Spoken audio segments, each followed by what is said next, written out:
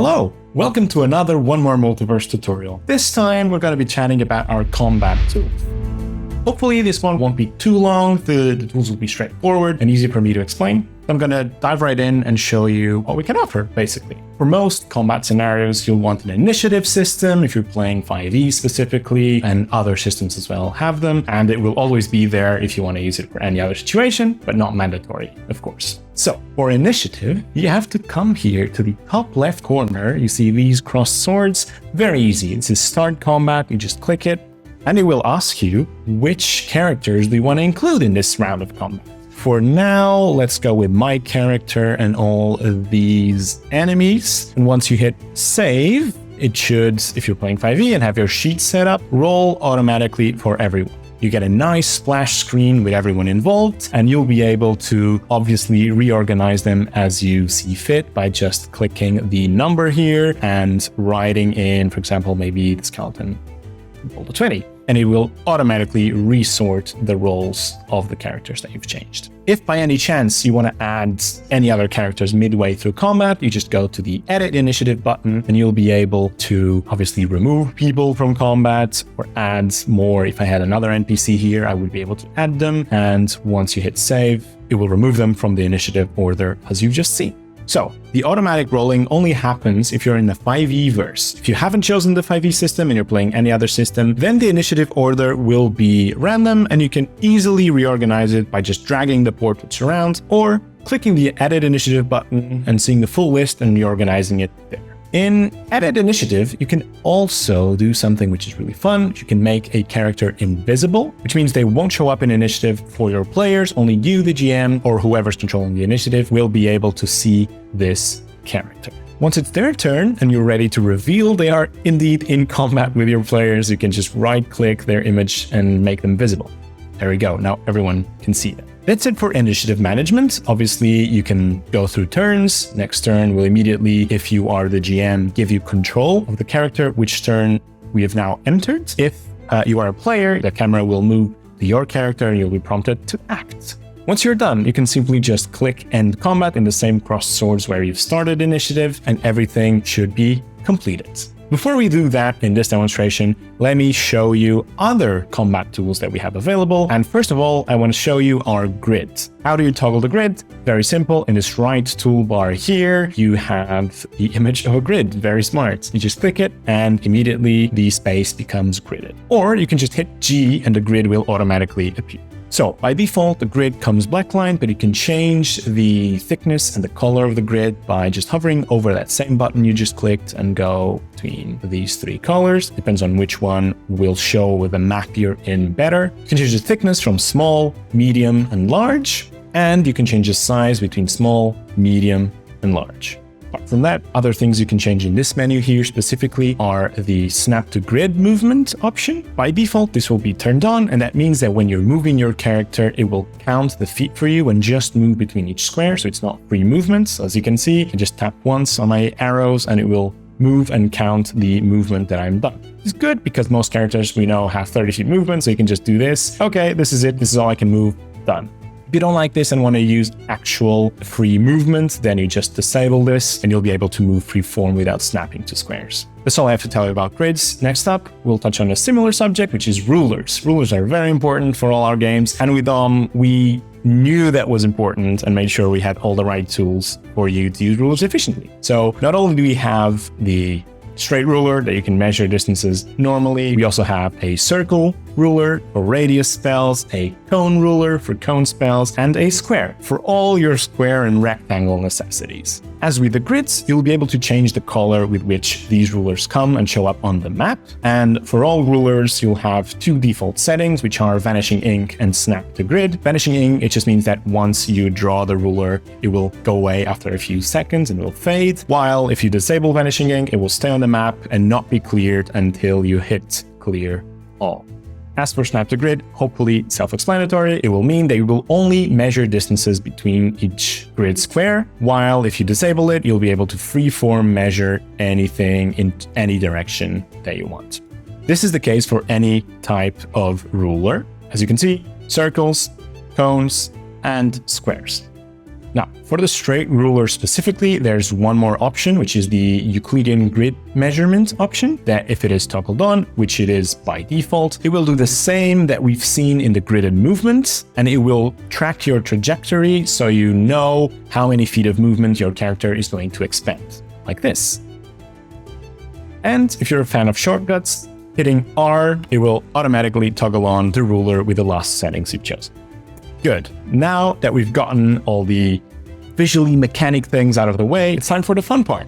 Rolls. Everyone likes to roll, and we've got our dice roller for you to use. If you are playing in a 5e-verse and you have your sheet made on you'll be able to automatically roll from the sheet. If you're using any other software or you have a physical sheet with you, then you'll be able to use our dice roller so you don't have to do all the math yourself. Although, rolling dice is fun. Here you can choose the type of dice that you want, D4, D6, D8, D10, all the dice, and you can choose if it is a public roll that everyone sees, if it is a secret roll that only you see, or if it is a GM roll that only you and the GM will be able to see.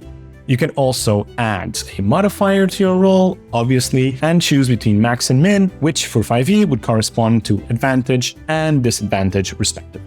As you toggle your options, you'll see that this little formula here will change, and this is also something you can do if you don't want to open the dice roller. You can just open the chat instead. We'll touch on chat in a different tutorial, but I'll show you already. Paste that formula here, it will do exactly the same.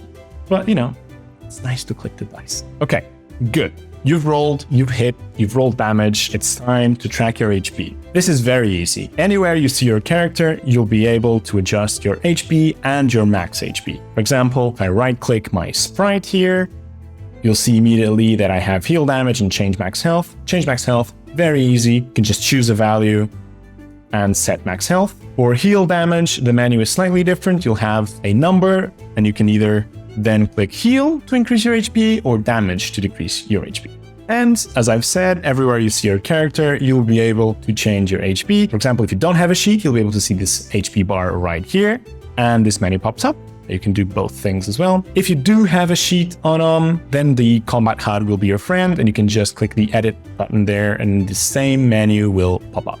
All right, so we've covered what makes your life easier for boring part of mechanics like initiative tracking, grids, and rulers, and we've covered the fun part of mechanics like rolls and taking damage and dealing damage. Now it's time for the fun part, which is visuals. And for that, I want to show you our animations pod, which is where all our animations live, hundreds of them, and it's something you can use at any time, both GMs and players, to express your character's emotions, to give a visual component to your spells, whatever you want, whenever you want. And for that, you want to come to the right pod bar here, where we've seen chat earlier before, and click the last one, which is animations. And as you can see, there's an extensive list of animations for you to choose from, and a few settings here that I'm going to explain so you can use them even better. First of all, you have two tabs, the Browse tab where you can search for animations, and the Active tab, which will show all animations currently playing on the level. And below the tabs, you have a certain number of settings. On the left side, you have once, thrice, and repeat. And obviously, this means that the animation either will play once, it will repeat 3 times and then vanish, or if you choose repeat, it will stay on the map until you delete it from the Active tab.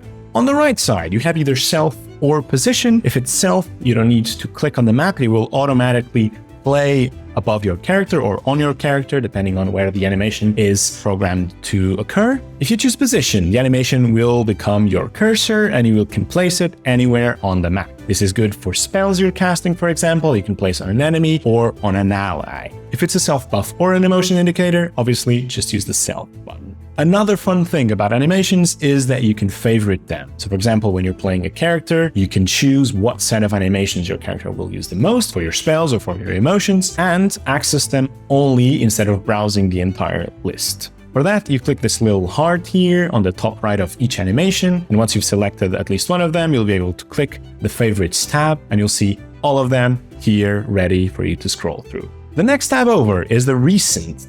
And obviously, that just means that if you've used an animation recently, it will show up here for you to use again. Another very important thing, these are all extensively tagged. That means that you can search for things like fire, and not only get the animations that have fire in its name, but also animations that are tagged as fire. For example, you'll see that this one here doesn't have fire in its name, but it still shows up when we search. Alright, we can't have spellcasters have all the fun. And although animations can be used for many things, probably you're gonna use them most for spells. But if you're a melee character, we have something for you as well. Come to the Character Studio pod here, same place as in the animations, but the one right next over to the left. You'll be able to add items to your character. And this is fun because we also have a library of weapons and other items you can add to your character. For example, if I want this character to have a weapon, I'll just search for the weapon's name, click on it, and it will automatically appear on my character. Once I've done that, I can then click on the weapon to move it around and make sure it is perfectly positioned for my character to use. Once you've selected all the items you want your character to wield, you'll see them in your inventory here, and you'll be able to equip and unequip them whenever you want. They will memorize the position they are in, so you don't need to retweak the position every time you equip and unequip. So you've probably seen that this isn't the only thing in the Character Studio, there's more tabs, but for that, I think I'm gonna wait until the next portion of the tutorial to tell you about them, where I will be talking about all the gameplay tools you can use on to spice up your roleplay scenarios. For that, check the description down below, where we'll be linking all the other tutorials, including this one I just mentioned, for you to see and learn how to use One More Multiverse to its full extent. See you next time!